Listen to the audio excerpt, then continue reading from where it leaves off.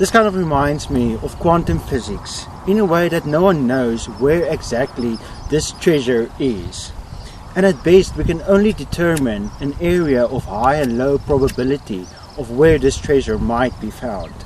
This treasure is the Kruger millions that vanished in June of 1900 at the start of the Second Anglo-Boer War.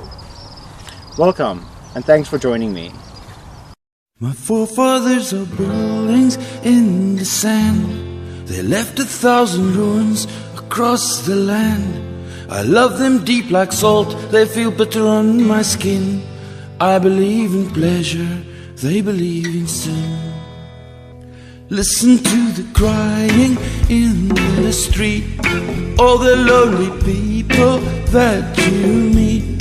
Children of the change caught like rats in a trap, but the little ones are dancing to a jukebox rap.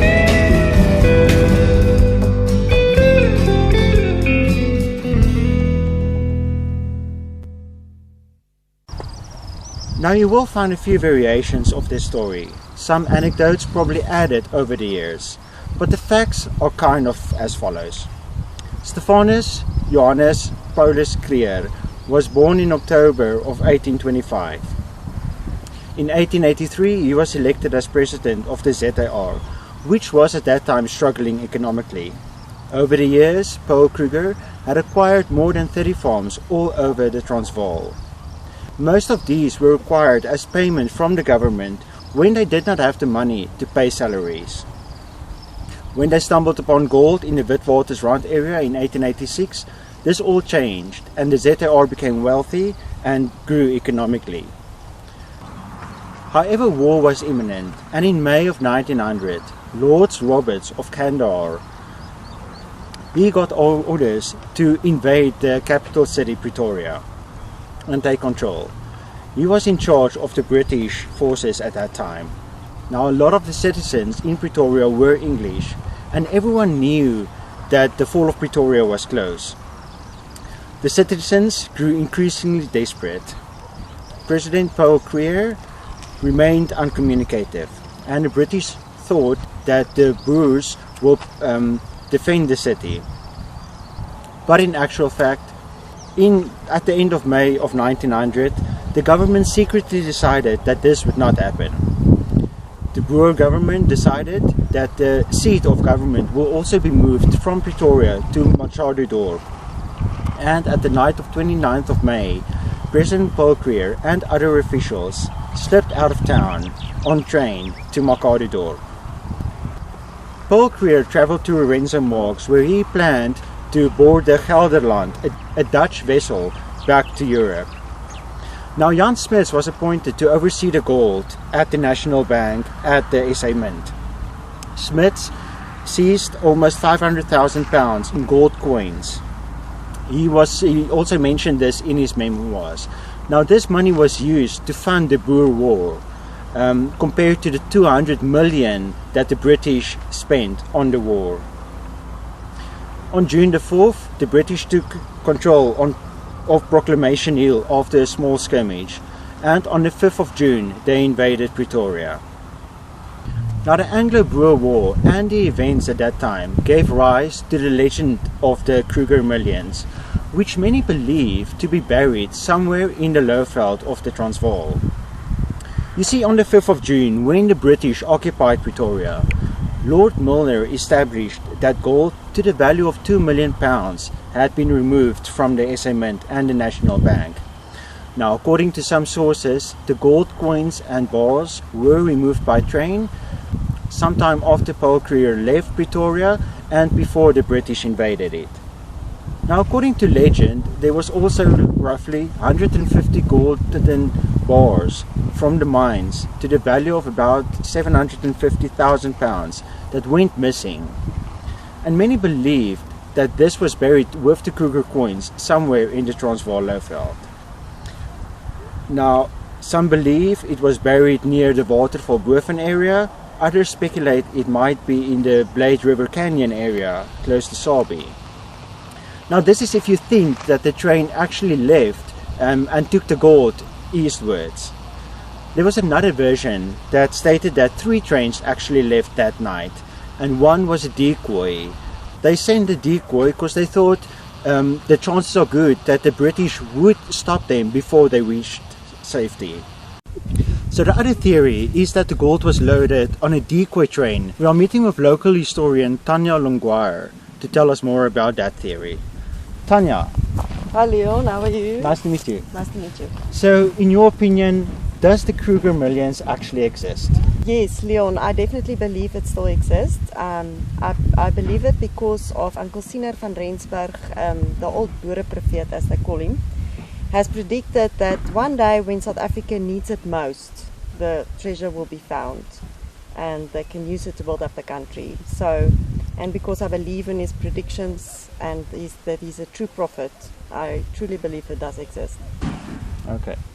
And so according to you, you think that the gold came all the way up north towards Polokwane and it actually never left Pretoria to Lorenzo Marx? Yes, the reason I believe that is I've studied through all the different versions out there, and this one just makes the most sense of it to me, and nobody ever tried this version. So what happened is there was 3 trains loaded on the 4th of June 1900, and the one train was with government officials, the second train was loaded with gold and diamonds and whatever was on there in the Kruger coins, and the third one was actually an empty one that was supposed to be a diversion. So some people say the diverted train went in the opposite direction, and then after a bit of study I decided no, it just makes more sense the diverted train should have gone with the government officials, and the other one in the opposite direction which would have been Polokwane, which was Pietersburg in that times. Then further on, Uncle Paul had very good relations with the field cornets of the Northern Transvaal in that time, as before he was president he was actually working in the fields with the field cornets of this area, and he was very good befriended with them.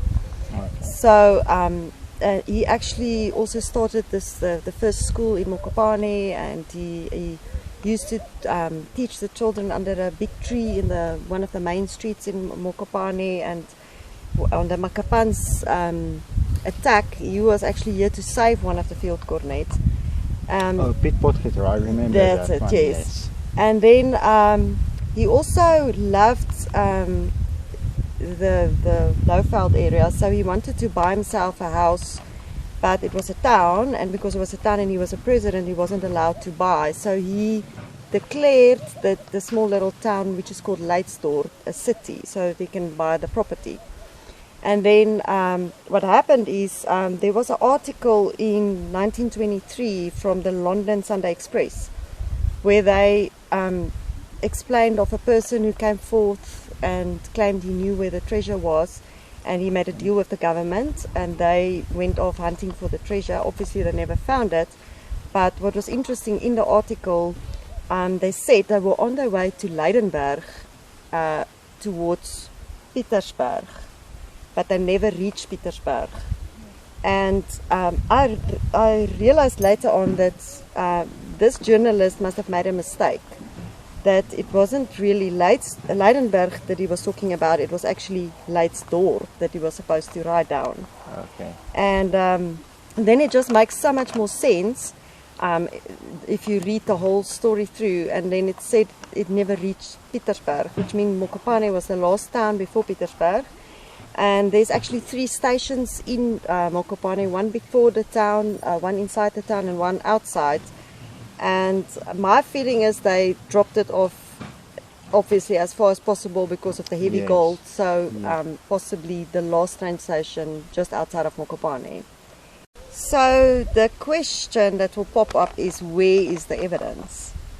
So unfortunately in my whole story it's only my version, but there is one way that someone can find some evidence to actually get a real trace in the story, and that is to get to the historic archives of the train station in Pretoria of that specific day to determine which trains went in which direction and follow the trace to the different train stations and see what evidence you can find, and possibly you might find some evidence.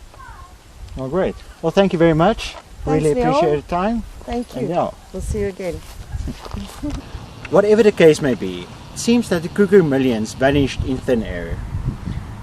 Paul Kruger arrived in Europe, in Netherlands, and after a while he moved to Switzerland and stayed in a little town called Clarence. He passed away there in July of 1904.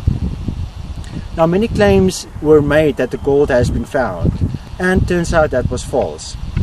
And a lot of individuals are still looking for it, digging holes and shafts 20 meters deep in private land. But the fact that it even exists is still debatable. But still, it's a legendary tale that has captivated the thoughts of many treasure hunters and ordinary South Africans. Do you think it's out there? Why not leave a comment? I want to thank everyone who made this video possible, and like, subscribe, and I will see you in the next one.